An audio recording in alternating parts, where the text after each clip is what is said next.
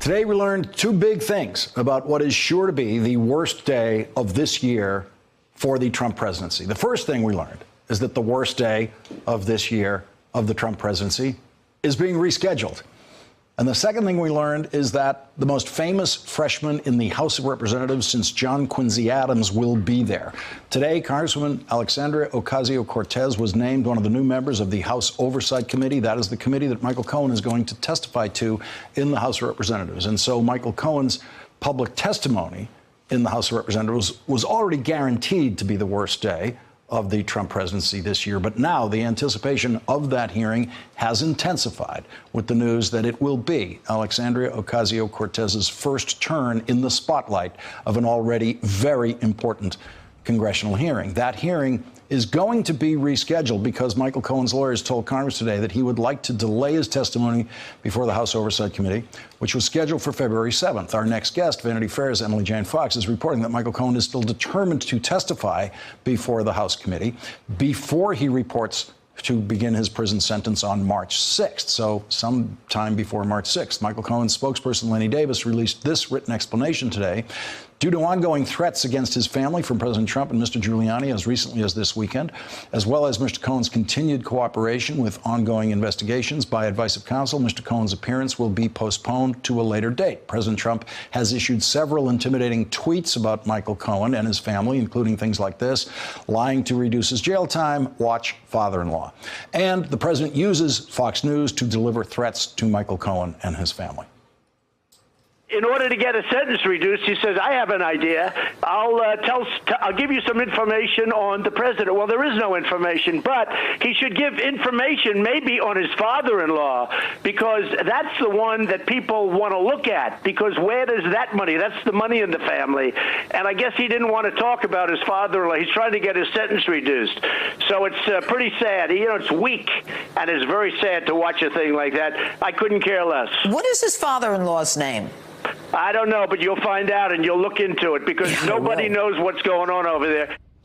In a joint statement, the chairman of the House Oversight Committee, Elijah Cummings, and the chairman of the House Intelligence Committee, Adam Schiff, said today that after Michael Cohen requested a delay in his appearance before Congress, they said this: our nation's laws prohibit efforts to discourage, intimidate, or otherwise pressure a witness not to provide testimony to Congress. The president should make no statement or take any action to obstruct Congress' independent oversight and investigative efforts, including by seeking to discourage any witness from testifying in response to a duly authorized request from Congress.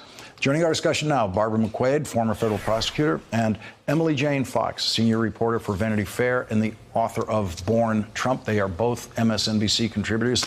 And Emily, what do we know about why Michael Cohen requested this delay and what's going to happen next? What is Michael Cohen's thinking on what happens next? I think that we should start thinking about this as a test case. This is about Michael Cohen, and this is about the president's language and threats that he has used about Michael Cohen, not just last weekend in his Fox News interviews, but over the last couple of months. He's been tweeting about him repeatedly. Every time he's asked about him, he basically calls him a liar. His attorney, Rudy Giuliani, has called him a serial liar serially across various interviews on every single network and every single newspaper. But what Cohen is basically doing now is he's saying to Congress, I am not going to come, and if you subpoena me, I will come, but I won't necessarily answer all of your questions unless you take action to make sure that these kinds of threats will not be permitted. Not only to protect his family, which is always something that he has stressed is incredibly important to him, but as a larger message that this is wrong, that the president is doing it. It is possibly illegal to witness tamper in this kind of way. And I think that this is really a test to see if this is going to happen to Michael Cohen. This could happen to any witness that Congress calls. Is he going to testify? I think he is only going to testify unless there is some action taking that would assure him that these kinds of threats will not be carried out going forward. Barbara McQuade, what action could be taken?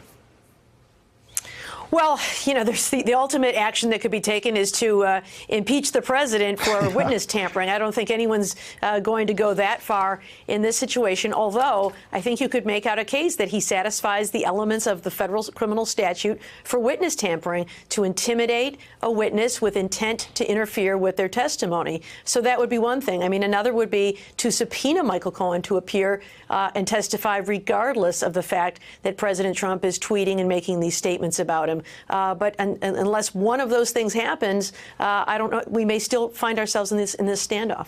Has Michael Cohen indicated what action he would be satisfied with that the Congress might be able to take? I think that there are only a handful of actions you can take that would be serious enough. I think that those actions would have to be something like holding him accountable for witness tampering or obstruction of justice.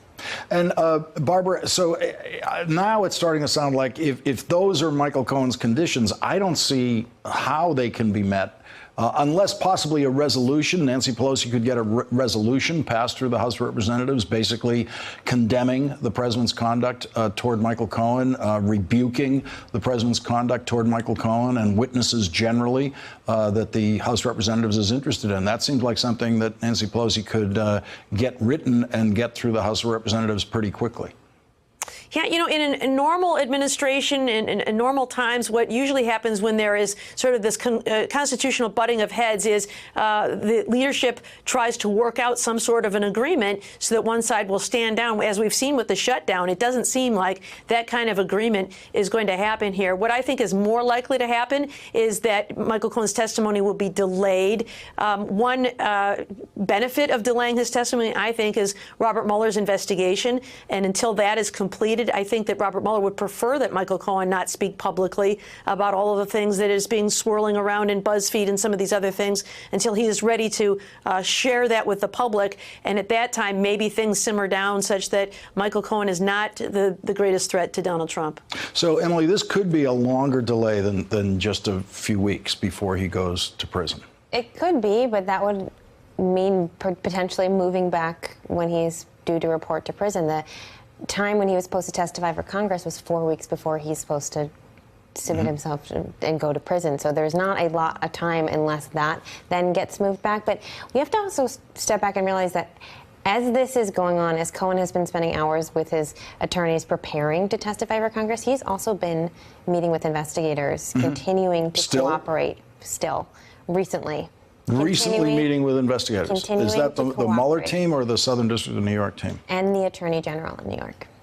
So and the Attorney General of New York, the state's interest in Michael Cohen. My reporting today, I found out that he has been continuing to meet with all of these investigating bodies as he's preparing to report to Congress at some point if he does testify. He also got shoulder surgery on Friday, and so there's just a lot that's been going on in Cohen's orbit, and on top of it, the president has been continuing to publicly attack him and his family members.